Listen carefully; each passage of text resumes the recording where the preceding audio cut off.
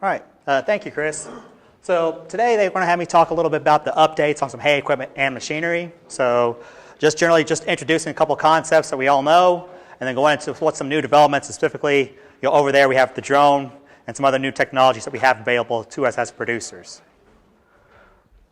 So our general goal, so we're trying to think about what's the overall goal of our hay equipment. So we have two main goals. So we're trying to optimize both quality and the quantity of our forage.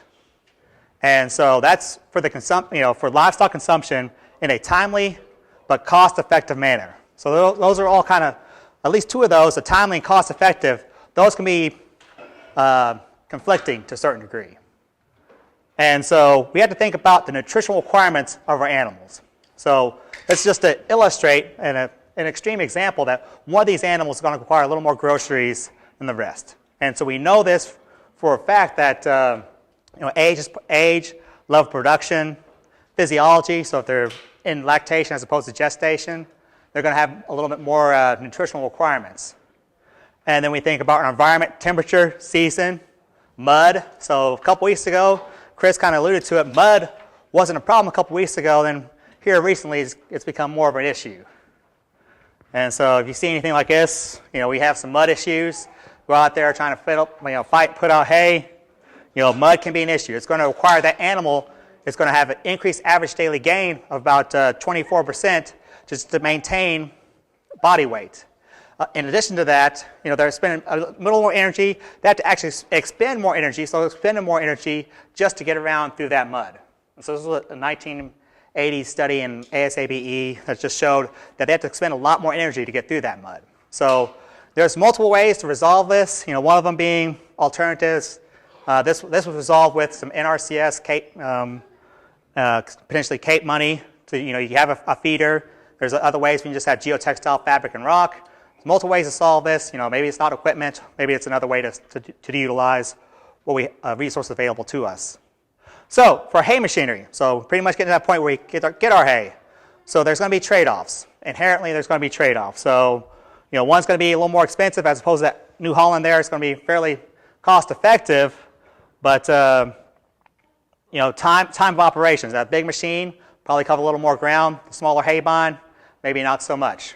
And so ease of operation, the cloth is going to have a little more ease of operation and ergonomics in the tractor cab as opposed to our hay barn. But then maintenance, if one of those breaks down, I'm hoping it's the hay barn, because I can work on that hay barn any day of the week as opposed to a larger piece of equipment with a lot of expensive hydraulics. So there's inherent trade-offs. If you want to go fast, you might have to get a bigger machine, costs a little more money, when it's technology treadmill, in essence. So here's the challenge. This is the major challenge to us all. So, they tell you to go cut hay. It's, you look at the forecast, all 5 days are clear. You go out there, cut it, come back in that night. Well, now guess what's coming? This seems to be how it is half the time. We make fun of our weatherman for it. But, so then we got to think about, what's our speed of operation? How many acres can I cover per hour with my hay equipment? What's my number of drying days? How much time do I have? So with the amount of work I have to get done, what's the time I have available to me? What's my harvest losses? Think about my ease of operation, repair. How easy is it to get parts for my equipment? And then how easy is it actually to work on this equipment? So that's something we all got to consider when we're thinking about our hay machinery. And so, but really our big challenge is weather. So weather is going to be our huge challenge for us. And so this is what we came up with. So working with Matt Dixon up in our ag engineering department there. And so we had a number of available baling days. And so what we show here is that, we're seeing between the years for Lexington, we look at Lexington, we have about 5 baling days in May. We did have on average from 2000 to 2024 about 5 baling days. Overall, we can see in Lexington, it's going to be about 40 baling days across the entire season. So that was going from May to September, into September. And this just accounts for we need to have, this is based on a 4-day window. A 4-day window where we're not getting 100 inch or more of rain. So that 4-day window, so that's the minimum amount of days that we have available to us.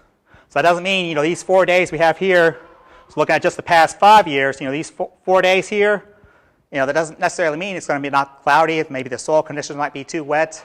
It just means there's available days potentially for baling. And so that's what we're calculating, allowing you some time to actually get out there, cut, rake, bale, and then move your hay as well. So 4 baling days for us. So our standard deviation, we see that as these past couple years, we're seeing a loss of a day about. So in the springtime, it's actually been a little wetter for us here in May. Makes it a little more difficult for us to get out. We look at Lexington in June, we hold them steady about 6 days. We can get out there and bale our hay. In July, we've actually increased, same with August. And surprisingly enough, September, we've lost half a day, or a little bit over a quarter or 3/4 of a day. But on average, we're holding fairly steady. We gained a little bit of a baling day here overall, but we're number of baling days available to us are about 40. So within that time span, we actually have to be able to get out there and bale our hay. So it's a little different for the different regions, but overall, we're looking at about 40 days to get out there, get the work done. And so I know September baling days, I looked at that and I thought, well heck, it's got to be, September should be increasing in days, because last year, man, we had a heck of a drought. It seemed like it didn't rain. Well, we looked at the Mesonet data, and so that's for Lexington. Lexington actually, it seems like I can be in my house and see it rain in Lexington and not get a drop in Slavasa. But based on Lexington data, we looked at the Mercer County Mesonet. It's actually very similar for the Mercer County Mesonet data, in which we had about 12 to 13 days within September for baling days. So, but yeah, we saw for some reason here in Boyle County, Mercer County, we were the bullseye last year, which is not a good bullseye for drought. And then we just saw that increase in strength as we went throughout September, and up until about the hurricane came through. And so we were really feeling the heat up until that point. And so, we said baling days are decreasing. So what we see, we get an average about 6 baling days in May. So especially for May, look at that start of that year. Those last 5 days, we're seeing about 1 day less than what we see for the average across the entire time span, from 2000 to 2024. So past 5 years, we're seeing a little bit about 1 less day. So it's going to be a little more challenging. Might need to be thinking about wrapping our bales instead of trying to dry hay potentially. So May, it's going to be a challenge. We see just increase in some of this climate variability. And so that's something we have to consider going forth in the future, is like, how do we manage our equipment to get out there in a timely fashion and get this up? So let's see, where's Linda? I got some of Matt Dixon's cards. So we actually have a weather app. Linda, if you want to handle these out. So it's got, so we just got little business cards on the card. It's a weather app. You can put on your phone. And so it's for UK Alert. So the best thing about this app is, UK Weather Alert app, is it doesn't have any ads on there. So if you're in the middle of the field, bad cell signal, but you got a little bit, this will actually pull up the weather as opposed to just pulling up ads for you. So this is kind of helpful. So on one side, it has for a QR code for Apple. Other side is for Android phones. So it should work for either way. Linda's handing some of them out there. Try to just scan the QR code, get it if you can. So if you're interested.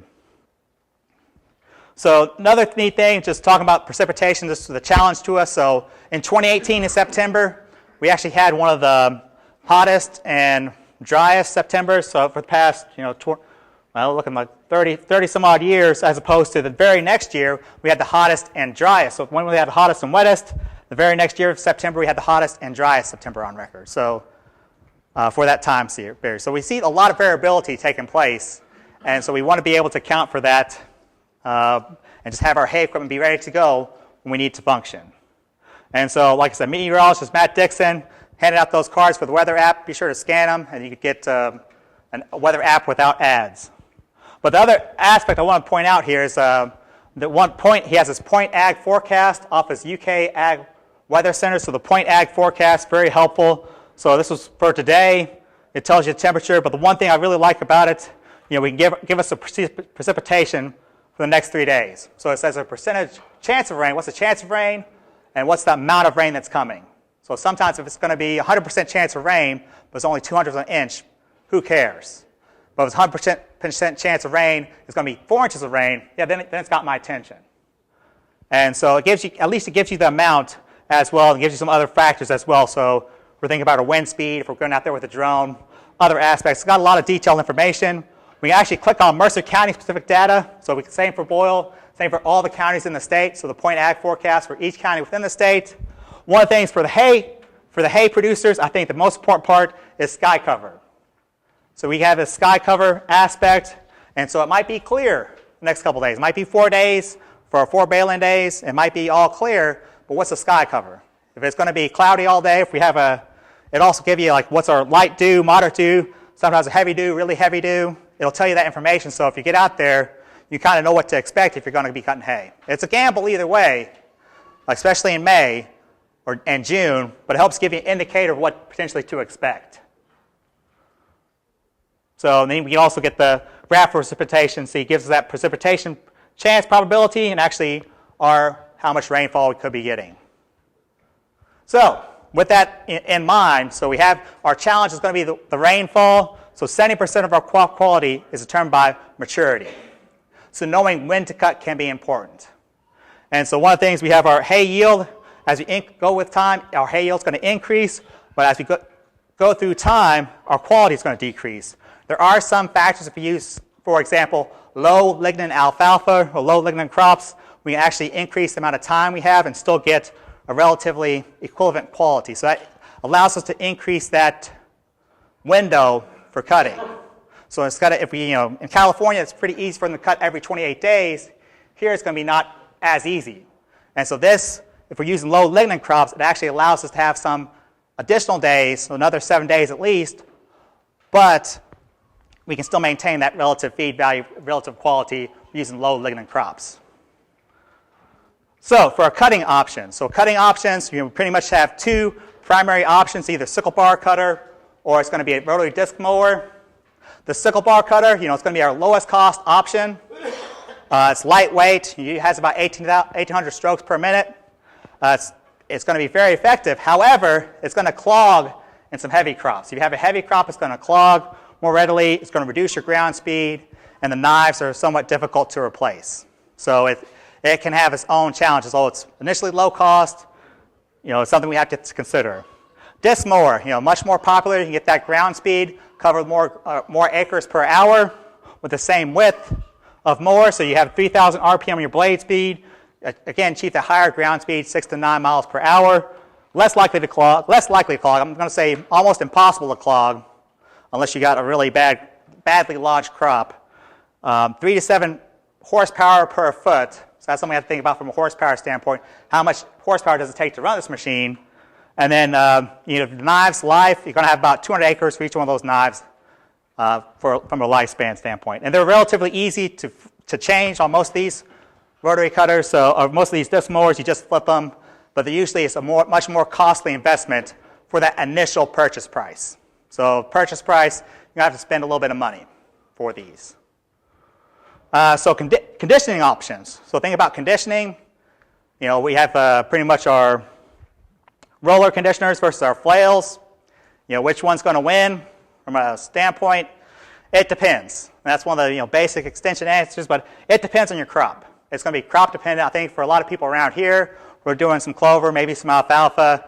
We really want to have the rollers. If we're thinking about grasses, Bermuda grass, flails would be that get you really good dry down that first day.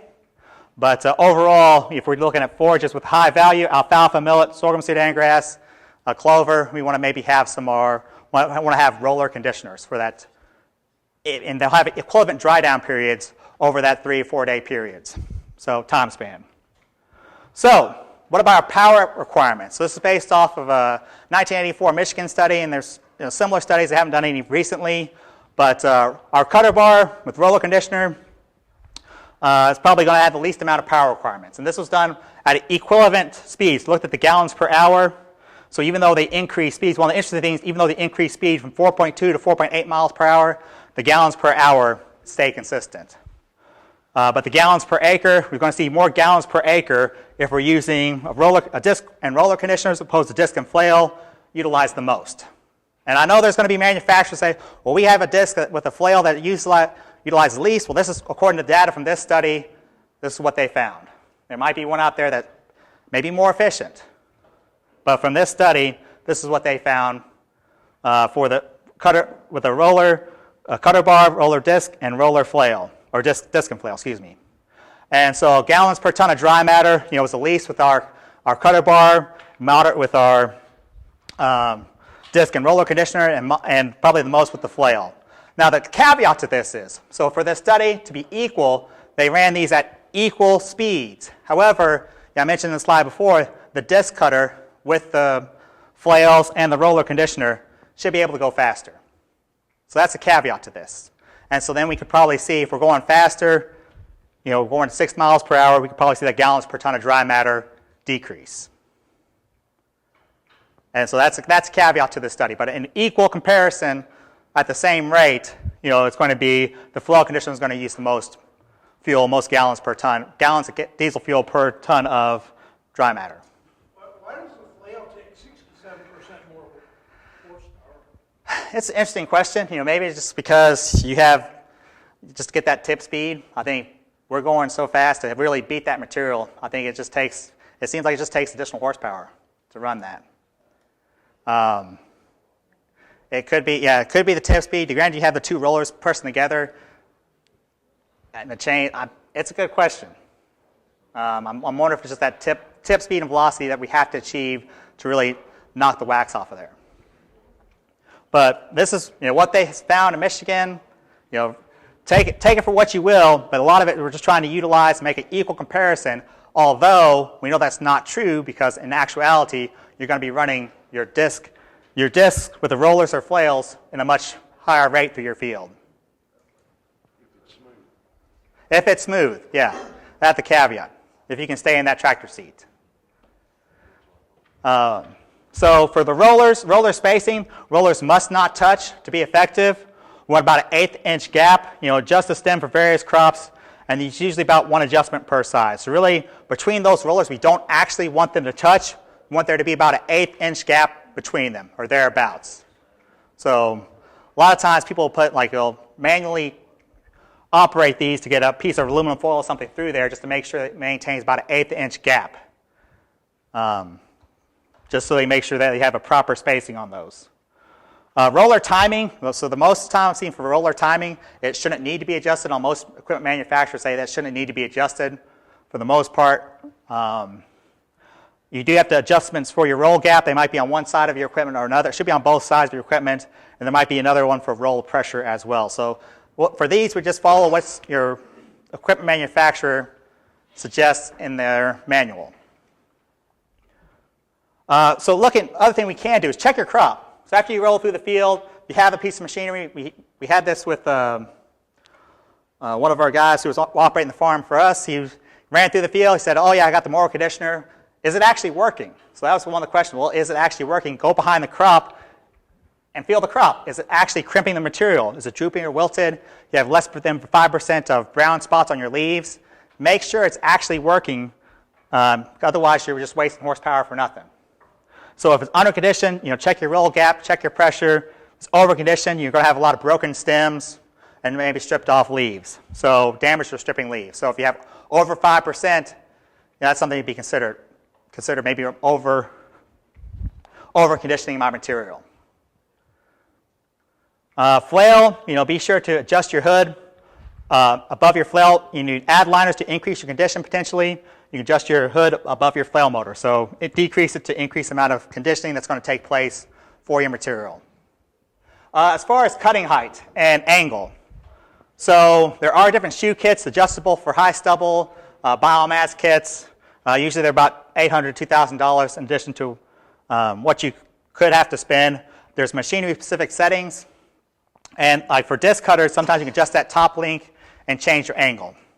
Although this can be a problem every 10 years or so, I decide I really need hay. And I go to one of the farms down the road, and I didn't realize he was growing rocks instead of grass. And so I adjust that when I'm in that individual's field, I make sure to adjust it up so I'm skipping over the rocks instead of plowing into them. Just so I adjust that angle so I'm skipping over as opposed to really driving in them. But there are some points where you just say it's not worth it to tear up my equipment, try to get a little bit extra hay. As far as my cutter evolution, so on our farm, we started operating, it was way back in the day, so it started out with just a New Holland 467, evolved to a New Holland 1411, then evolved from there to a Krone Big M. And it's just because a lot of us worked off the field. We'd have 3 tractors out there trying to cut hay and get it down. And then at some point we said, well, why do we need 3 people out there if we can get 1? And so we got 1. So instead of buying a new cutter, we actually found a bigger cutter for less money. But we had to understand that if we got it for less money, it had been through a fire. We had to rebuild 3 of the discs, or all 3 of the discs, rebuild all the flails. You know, we had to do a lot of repairs on it. So sometimes you get something for cheap, but just understand because it's cheaper, that means we probably got to pay it in some other fashion. So that was paying for repairs and maintenance. But we went to that route just because everybody worked off the farm, needed to make sure that we could effectively harvest our hay in a time within our probably within May and June with an effective time window. So we wanted to be able to sure we get out there and just lay a bunch of hay down. So it doesn't go fast, but because that's 30-foot width, you can knock down a lot. Tedders. So for this time of year, tedders are a paradox. When I was going through UK in 2007-8, they were saying that you don't need a tedder. That was pretty much their thought was the UK, because he said on a wet year you should have plenty of hay, plenty of good pastures, but on a dry year it should be dry enough where you don't need it. Well, I think that's changed. With the amount of variability that we're seeing in that May, potentially June, I really think a tedder might be needed. So you can get out there in the field, be able to dry that hay down quicker, reduce that time window for drying. But I hate that you have that additional diesel fuel and time you have to spend out there. But if you're trying to get up a good quality hay, it's almost, in my mind, a necessary evil. For rakes, there's a couple different options. Bar, side delivery, dolly wheels get you a better turn radius. There's side delivery, V-rake, I think, for your wheels, and rotary rakes. I really prefer a V-rake because you can pull it directly behind your tractor. But your side delivery or your rotary rake might be good if you're really working on some dairy forages where ash content might be a concern. It gives you a little less ash content. It's a little better for thicker, wetter crops, potentially, if you're looking to turn it over. And I think if you do forage soybeans, that might be another option for you as well. But otherwise, I like the V-rake just because you're faster, wider. Baler can follow directly behind the rake if the hay is relatively dry. It gives you a little better field efficiency. So our windrows, so for those cutters, windrows, how wide? We want to get that as wide as possible. So if we look at going from a windrow from a 12-foot cut down to a 9-foot swath or a 6-foot swath, the 9-foot swath is going to dry 35% faster. And so we want to get that really good dry down, that initial dry down, so we see a little bit less of a quality degradation over time. And so really trying to condition our hay, we get 25 to 15%, or 15 to 25% greater than without a conditioner. So for larger stems, it can save you a day. So for larger stem, conditioner, rollers can save you a day over the flail conditioner. So tedders increase the drying rate by 15 to 30%. Best to use in the morning. Following a cut when the dew is still out there is not going to damage as many leaves. Balers. So think about balers. So shifting gears, so we went through our cutters, rakes, balers. So encourage you, it's one of those things to tell people, get a wide pickup. It's quite another thing to go out there and buy it. And so, yes, I typically encourage people to get you a wider pickup. So it allows you to make those square shoulder bales. You can be a little sloppier when we're trying to pick up material in the field. And it's very nice for V-rake material. Sometimes you can get a V-rake, which doesn't quite give you the prettiest rows occasionally. And so, depending on your operator. And so I think that baler can help, the wide pickup can help save you a little bit of time and hassle. Bale size considerations. So from a horsepower standpoint, looking at our PTO horsepower, as we increase our bale size, we need to increase the horsepower. We go from 60 for a 4x5 to about 80 horsepower for a 5x6. That's the minimum specifications from the manufacturer. Because we have hills here in Kentucky, because we have our hills, we want to increase that. So maybe if it's a 5x6 baler, I want to bump that up to 90, maybe 100. Just because here we have hills, we're going to have to be able to also have enough weight in our tractor to stop both the tractor itself and the baler with the bale in it. And so depending on the size and severity of hills we have, we want to increase that horsepower so we can be able to go up and down those hills in a relatively safe manner. But one thing I do want to say is, so 4x5s, and 5x6s, a lot of times you get people, well, this is $35 a bale. That should be maybe, and they want to pay the same price for a 5x6. Like, well, that's almost twice as much hay. From a volume standpoint, it's almost, 4x5 to 5x6 is almost, not quite, twice as much hay. So if it's $35 for a 4x5, then it technically needs to be almost $65 for your 5x6. And so you're baling a bigger bale, just, from a volume standpoint, the amount of hay, I know it's harder for smaller producers to handle it and other aspects that'll reduce the price for that. But from a volume standpoint, for considering per ton of hay, a bigger bale, it's going to be, if this is 35, that really needs to be 65, almost 70, potentially. So as we increase our bale size, we're going to increase our power requirement. I do like the bigger bales. I personally bale bigger bales just because, I'm lazy. I don't want to handle it near as many times, so I'd rather have a 5x6 than two 4x5s. And so you'd be a little more efficient when you're putting out hay and actually baling the hay as well. So that's just, something you can think about, and it does increase the bigger bale. The 5x6 does increase your demand for moving. So you're going to have a wide load, so you're going to have a 10-foot wide load if you're trying to move that to, your 8 bales down the road as opposed to 4x5s. So you'd be a little easier to go down the road with 4x5s. So it depends on how many mailboxes you have between your house and where you're moving hay. And how many you think you can replace in a day. So the challenge is on your road. It's not too bad right now in Mercer County, but there's more development coming. And so I think at some point, even though I like big bales, I might have to switch just because of more people without the ag background coming down the road. So 4-foot wide bales, much easier to transport. So bale density has a lot of factors. So it depends on the speed. Sometimes going faster actually helps with bale density. Sometimes going slower helps with bale density. So it depends on the speed, the crop, moisture, size of the bale, baler settings, maintenance. So we've seen a lot of variability. A lot of our work, we try to work with biomass crops, trying to really increase that density, above 12 pounds per cubic foot. And typically we're running about 9 or 10.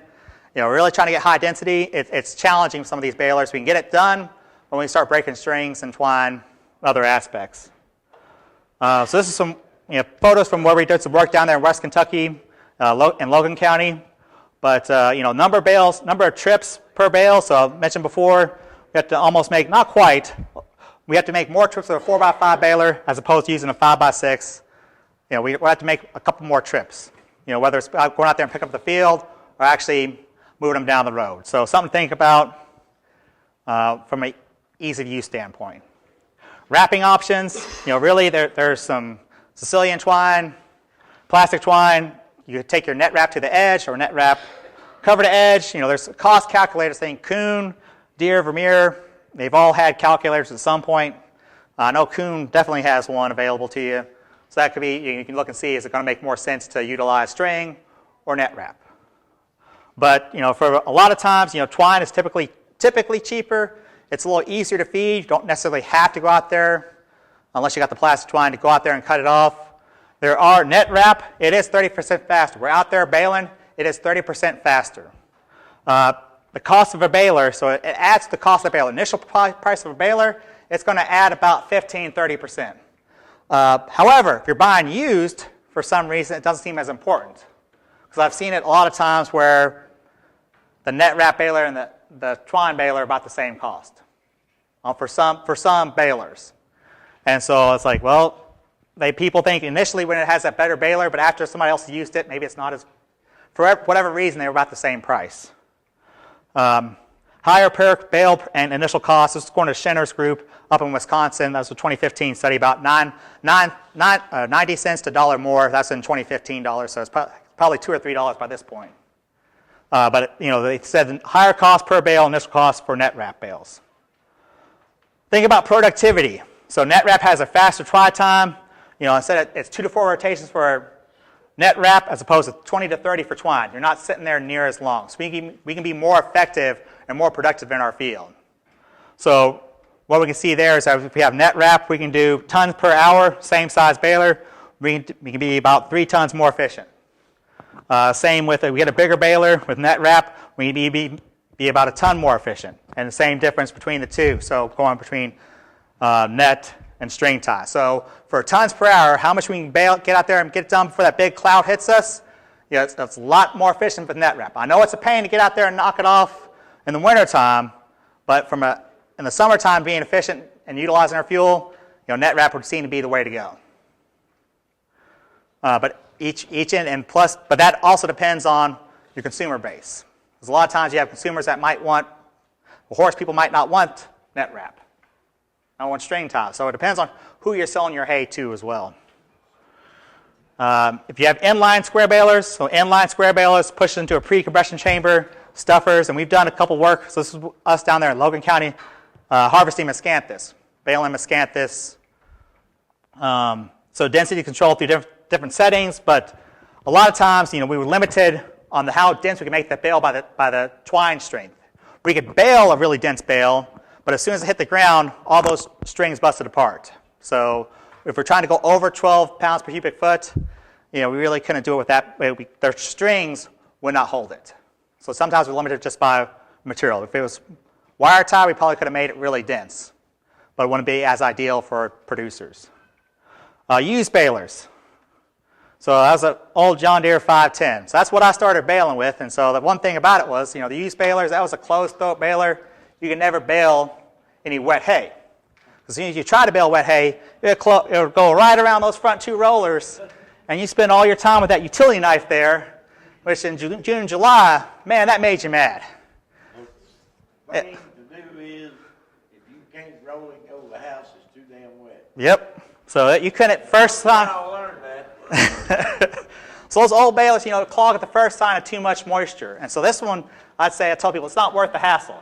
Definitely not worth the hassle. And plus, you spent 50% of your time looking behind you. And so it's worth it, in my mind. Ignore some of those old balers. Get you a new one with the in-cab controls. Whether it's the baler, standalone bale monitor, or your ISO-bus monitor. It's a world of difference. When I went from that to Vermeer 605M, I was like, everybody else has been cheating. And so this is a much better system, and the ISO-bus gives you even more advantage. So it eliminates the need for that separate monitor. You have a common across multiple implements, provides more control. You have automatic stop, wrap, and bale ejection with your ISO-bus control. So that's ISO-bus 3. So there's two different standards. So we're big about standards in ag engineering for communication. So we have ISO-bus 2, which allows for communication. ISO-bus 3 is the one that actually allows for the automation and control. So if you go to Farm Show, a lot of the newer ones are going to have the ISO-bus 3 so they can have that automation. So that's where the next generation square baler is coming in. So they actually have ISO-bus 3 with your New Holland IntelliSense bale, and you have the new Case IH has the square baler automation. What they do is pretty much they put a LiDAR system on there. And so in addition to those other communication aspects, it's able to figure out which part of the row is the densest and adjust the tractor accordingly as it's going down that path. So we're definitely increasing our technology and increase automation within our industry. So those bigger balers, have a lot more automation, a lot more aspects. You pull real-time data from your scale, your GPS, your moisture, and it gives you some of the density. So a plunger allows you to estimate some of that yield as well. So you actually get yield maps from your bale monitor with the big square baler. So we haven't got it for round balers yet, but we can put an RFID tag, weed identification, twine, preservatives. They got a lot more automation, a lot more data we can pull from some of those larger round balers, or larger square balers. Hopefully it's coming to round balers at some point. Do you say those will weigh the bale on the fly? So it'll estimate the weight on the fly. So when it puts everything into that pre-chamber, right before it sends it through, oops, went too far back. It'll actually, I must have been a couple more slides back. It'll actually estimate the weight just according to that volume of material getting ready to go into that like in the area before it's plunged. So is it actually weighing it? So it's estimating. So it's got some sensors kind of estimate here, this volume here, then it plunges up in there. So it's estimating that there, between how much density is between those rollers there. So it's another estimation. It's going to be perfect, not quite. And so that's where we're seeing some variability. But there's a scale on there. There's a scale for the bale weight, and so it's measuring that bale weight as well. So it's kind of got a dual system there, and so it's seeing how much material, and it's also kicking out the bale. So it's got a little bit of a dual system. It does have load cells on it. So it's got a dual way to potentially monitor and estimate how much material. So you have the continuous map and then where you actually kick out the bale. So that was the other aspect. So the continuous map. So continuous map, and then where do you actually kick out that bale throughout the field? So a little bit of both. So trying to get real-time data across your entire field, help you develop. So the corn guys, they've had yield maps for 30 some odd years, and so they're trying to get yield maps for these as well. And so the other thing we have to do is watch our moisture. So this is one where it's hard to see, but the core of that bale is black. So the core of that bale is black. It's obviously overheated. We know that hay moisture and temperature, they're going to be related. So if we have a really tight bale, if we get anything above really 18% moisture, high density, we're going to have more problems quicker as opposed to if it's lower density. We have a little bit less risk at that same moisture, but still a risk above 18, 20%, and that just increases as we increase that moisture.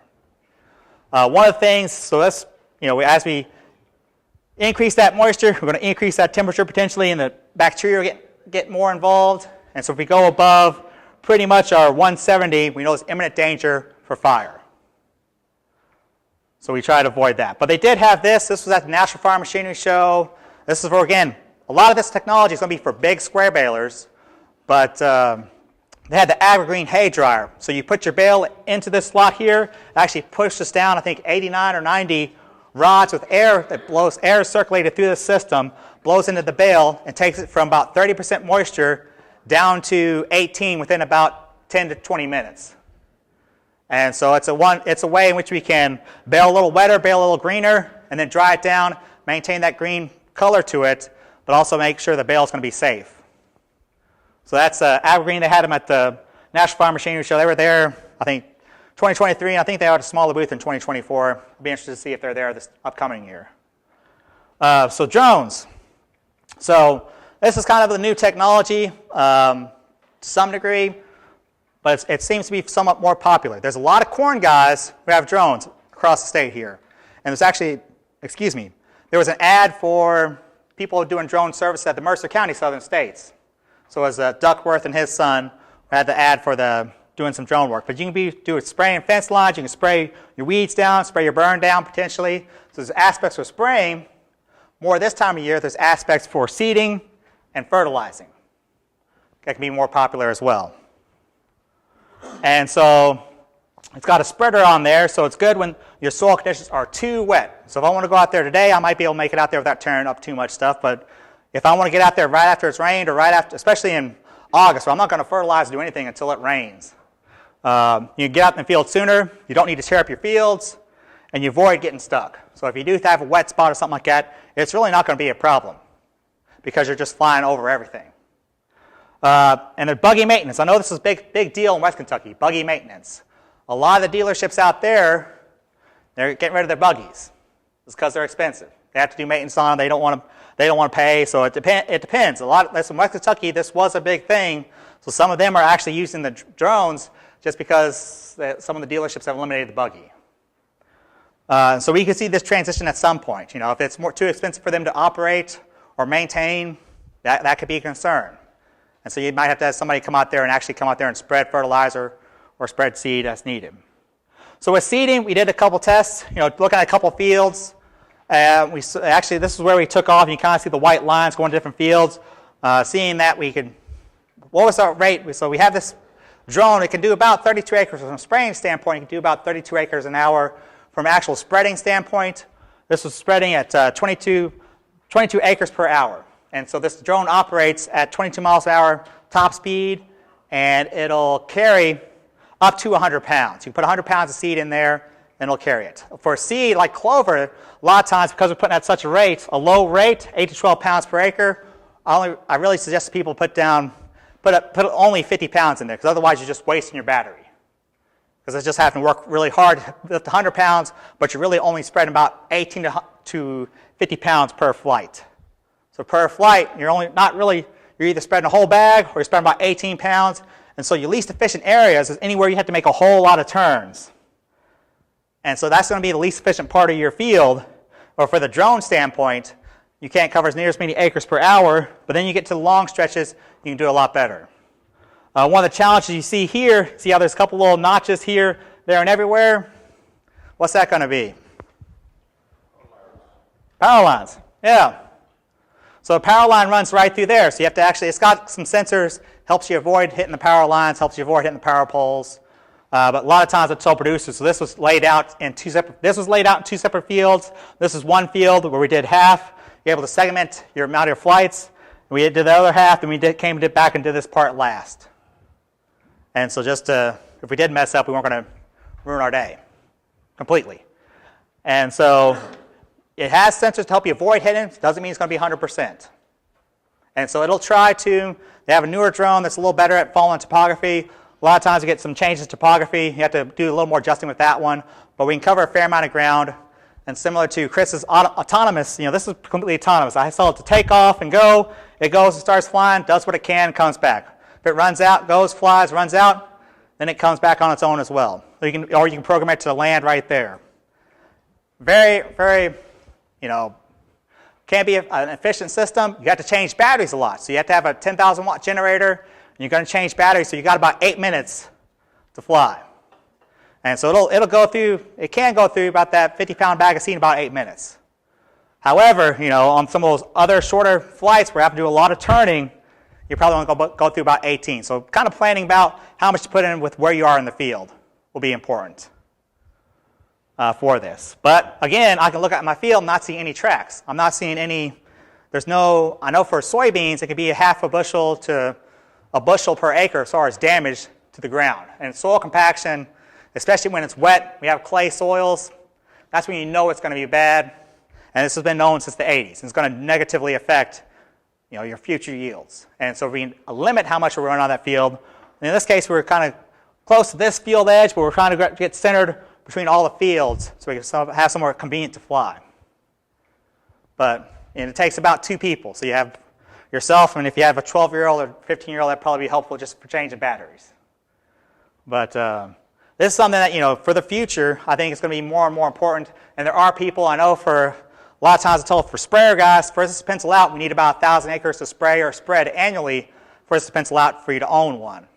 So there are people who will spread seed commercially. So they had, like I said, an advertisement for individuals in Mercer County, southern states to spread seed. So challenges, tree lines, power lines. For pastures, where we have a lot more trees, see a lot more trees. If we have just a couple trees, it's not a big deal. We can set up buffers and boundaries where the trees are, and it'll automatically, you either set it up that way or automatically avoid the trees through the LiDAR and other sensors. Or if you're in a pasture, you have a lot of trees, there's just certain areas. It wants to be at least 30 foot from every tree all around it, even up top. So these areas and these areas would not be appropriate if we had a whole lot of trees. So the areas in red, if we had a whole lot of trees, it's not really going to be very effective there. So if you want to get in there, you probably got to have a buggy and a tractor. So there are areas in which I'd say if you have a pasture with a lot of trees, you want to fertilize, go for it with a fertilizer tractor and buggy. But if you have hay fields or otherwise, hay fields can be fairly effective for spreading seed or even fertilizing. This just be hard, whether we're fertilizing or seeding, this is going to avoid these areas, just pure and simple, because it's too many trees close together. We did a fertilizer trial, so we did see, fertilizer, so we did with seed. We were able to get about 22 acres per hour. For our fertilizer trials, we're going to look at a couple of different variables, different RPMs. We're going to look at different altitudes, so 16 and 30, and look at a couple different speeds. We end up having to just say, we'll look at 22 miles per hour because once you put 100 pounds in there, we're going to use up too much battery if we're going at the lower speeds. So we end up only looking at 22 miles per hour and actually changed our altitude just to look at the 16. Looked at urea at a rate of 100 pounds per acre. This case, we're putting that 100 pounds per acre. That Jones holds 100 pounds of urea. It took about 2 minutes to empty that tank. So it's fairly quick because it gets about 6 minutes time to come back and land and do. So we looked at coverage calculators. So a lot of times, similar to what we would use for our fertilizer bugs, we're calibrating, put out some trays across there, then flew over top of it. And so we looked at a couple different RPMs at 16 feet above ground level. So we looked at 1,300 RPM. So we saw a couple different, these are 2 different passes, a couple different patterns. So we're relatively normalized. But actually, that's a really good looking curve. we're going to be throwing slightly to the left. So for this piece of equipment, the way it spins, we're going to throw slightly to the left. But when you normalize it, as you go down one past another, we're able to normalize to a certain degree, and then pretty much show that we can reduce our coefficient of variation to a certain degree. So at 560, we saw much more peaked, much more peak at the left, a much higher peak. But overall results, we look at 560, 1,000, and 1,300 RPMs. So it's just a little electric motor. We can change our RPMs on that spreader. So least amount of variation with about 1,000 RPMs for urea. And so with that as well, we looked at our patterns, and we were able to figure out that our spread width, so for 560 RPMs, we're going to look at a 25-foot spread width. For these, we're looking at about 38-foot spread width, so width between our passes. So we can actually go a little wider if we have that spinning at about 1,000 to 1,300 RPMs. So each pass we can do about same as a fertilizer buggy, just about same as a fertilizer buggy. So some of the new equipment, we were down there in West Kentucky with a newer tractor, newer farm all, had less than 50 hours on it. I made it about less than a half a mile from the dealership, and all of a sudden it was a clear sunny day, felt like it was raining. Eventually figured out that was hydraulic fluid raining down. And so this thing, we were like, what? This is a brand new tractor. We drove off the lot, drove a half a mile. And so if it's a newer tractor, we expect to not have as many issues, but there are times when it just happens. They might have gone cheap with their hydraulic distributor for the lines or something. I don't know what happened. But stuff happens. But pros will have more safety features. The cons will have some more safety features. So it'll beep and yell at you for every single little thing. But there's a lot more ease of operation, a lot more comfort with these as opposed to some of the ones you got from the 60s and 70s. Then you have some more monitors and controls. However, one of the issues we have currently is, we look at these two tractors. You got the old Farmall and the big Magnums. Like, thinking question: who owns the tractor? So it could be yourself, the person who bid on it last, spouse, the bank until you get it paid for, or mom and dad. But think about who owns your cell phone. Well, I say I own my cell phone. Well, it's Apple. Then when I go to get it repaired, well, now it's a whole different story. If you go to get repaired, well, they say, well, it's an Apple phone. You have to go with the Apple dealer, and kind of same. This could be same with some of the tractors. And so one of these tractors requires software to run. And so that's going to be creating a challenge. So that's where the right to, I'm sure you've all heard of it, the right to repair issues. That can be a thing. And right to repairs, it's only, really, I say it's only a problem for somebody with new machinery. So it's like, for me, it's like I'm operating 1970s equipment, so I'm good to go. But simplistically, it boils down to money. So it's scheduling conflicts. From the farmer standpoint, they want you to work on this equipment at a certain dealer. And so there's going to be scheduling conflicts with downtime. If you have to go to the dealer, there's going to be scheduling conflicts. It seems like it costs additional money as opposed to using somebody else. And then there's from the company standpoint, from their liability, they're worried about emissions. They're worried about safety. If you modify something, then cause harm to yourself or others, who's liable? And so that's something they have to think about as well. And so John Deere and American Farm Bureau have this memorandum of understanding. And so they have electronic access to John Deere Customer Service Advisor manuals, parts, service, and other aspects. So they're trying to get with these newer tractors. However, at some point the FTC said they wanted more. So on the 15th of January, they apparently have filed a lawsuit against John Deere. So it's a FTC, state of Illinois and state of Minnesota have all said, we want people to be able to work on their own equipment. There's an anti-competitive repair environment. And so we want to increase the amount of people who are able to work on this equipment. And so that's just started, so we have to wait and see, to be determined what happens, yay, nay. But some states like Colorado and Nebraska have introduced in the past, and so it's fought vigorously, right to repair laws. So can we work on our own equipment? And they want to ensure that you can still work on your own equipment without invalidating your warranty. So, I said there's money involved, so this is just an example of net part sales from John Deere. So you can see from 2012 to 2024, it's gone from $4.8 4.8 million to, or billion to 8.6. And so as part of their budget, if we look at total net sales of equipment, and this is not going to be, this is not going to be all inclusive. This is all available online. But about 20% of their total equipment sales comes from parts. So 20% of parts percentage of total equipment sales. You can see why that's so important to them.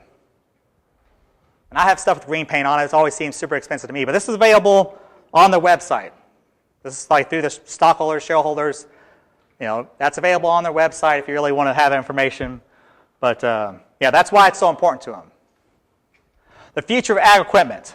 Software becomes more and more important. I think automation, right to repair might not be an issue. So Dr. Scott Shearer, who's the department chair at the University of Ohio for ag engineering, he says at some point he thinks tractors are going to become like computers. Every 5 years, you get a new tractor, like people with the combine. That's his envision, how he envisions the future for this larger scale agriculture. I disagreed with him, but that was his thought. The big ag is going to become more and more automated, and just switching that tractor like a computer, replacing as needed. So made it to replace or upgrade. That was his thought as far as the future for agriculture.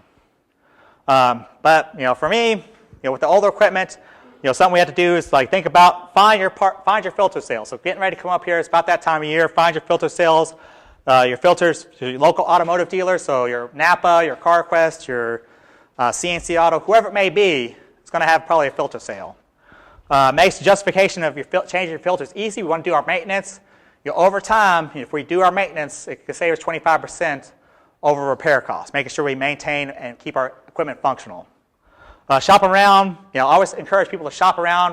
If it's a commonly available part, they're relatively cheap. So your alternator, your starter, I always suggest, the original equipment manufacturer, usually they're going to be a little more expensive. If you can get it from an after auto place, sometimes the auto places will, Napa and all of them, will be a little bit cheaper, or you can get actually reman on some of those parts.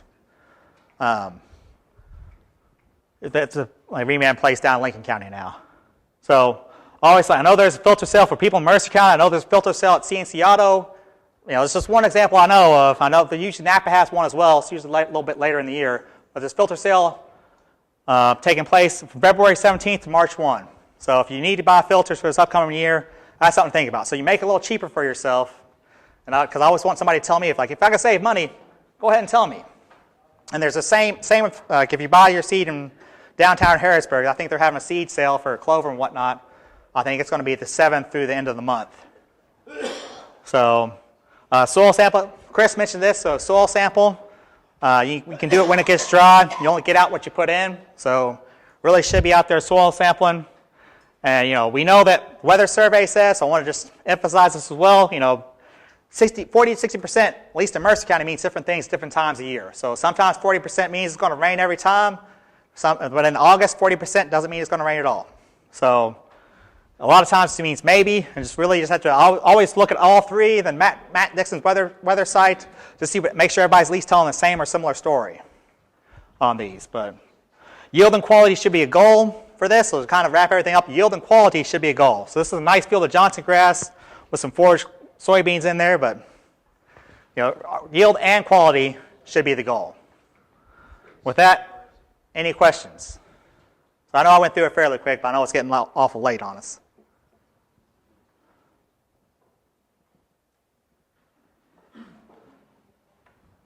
All right. Well, thank you for your time.